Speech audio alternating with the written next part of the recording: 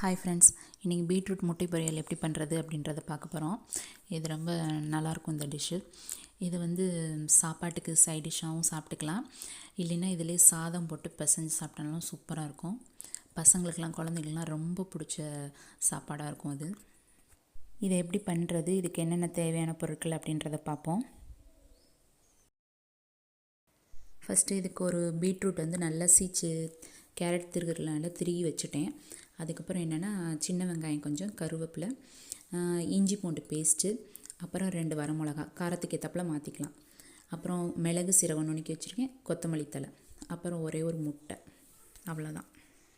First நல்லா கடாய் சூடாக்கிக்கணும். கடாயில் எண்ணெய் ஊற்றி நல்லா சூடு பண்ணிக்கணும். எண்ணெய் சூடானதும் சோம்பு எடுத்து நல்லா தாளிக்க போட்டுறணும். சோம்பு பொரிஞ்சதும் நம்ம நறுக்கி வச்சுருக்கோம்ல வெங்காயமும் கருவேப்பிலையும் 2 சேர்த்து போட்டு நல்லா எண்ணெயிலே நல்லா வதங்க விட்டுறணும்.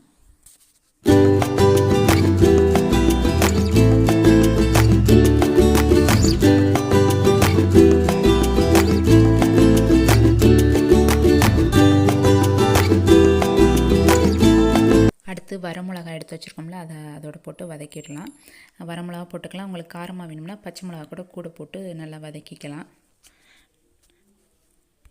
அடுத்து இஞ்சி பூண்டு பேஸ்ட்டையும் போட்டு அந்த எண்ணெயிலே நல்லா வதங்க விட்டுறணும். நல்லா எல்லாத்தையும் நல்லா எண்ணெயிலே நல்லா மசிச்சு விட்டு வதக்கிடுங்க. எல்லாமே நல்லா வெந்த பிறகு அடுத்து பீட்ரூட் போட போகிறோம்.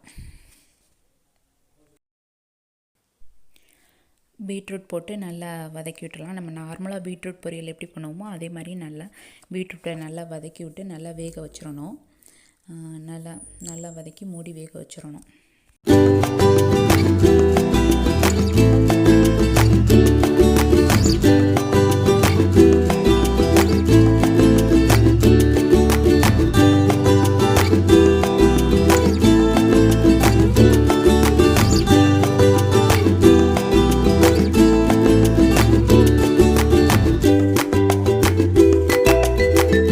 பீட்ரூட் நல்லா வெந்ததும் ஒரு ஓரமாக ஒதுக்கி வச்சுட்டு அந்த இடத்துல கொஞ்சோண்டு எண்ணெய் ஊற்றி ஒரு முட்டை எடுத்து வச்சுருக்கேன்.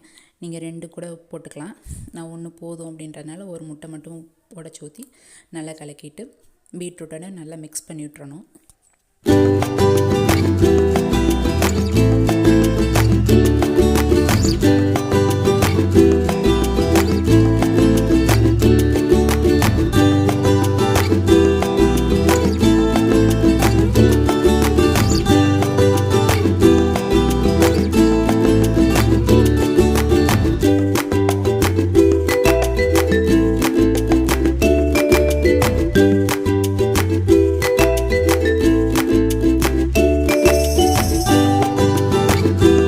மிக்ஸ் ஆனதும் மிளகு சீரகம் நுணுக்கி வச்சுருக்கோம்ல அதை அதோட மிக்ஸ் பண்ணி இறக்கிற வேண்டியதான். நல்லா கிளறி விட்டுடலாம்.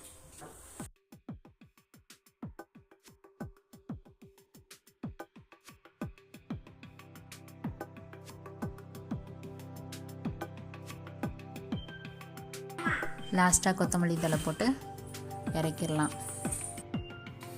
பீட்ரூட் முட்டை பொரியல் ரெடி ஆயிடுச்சு.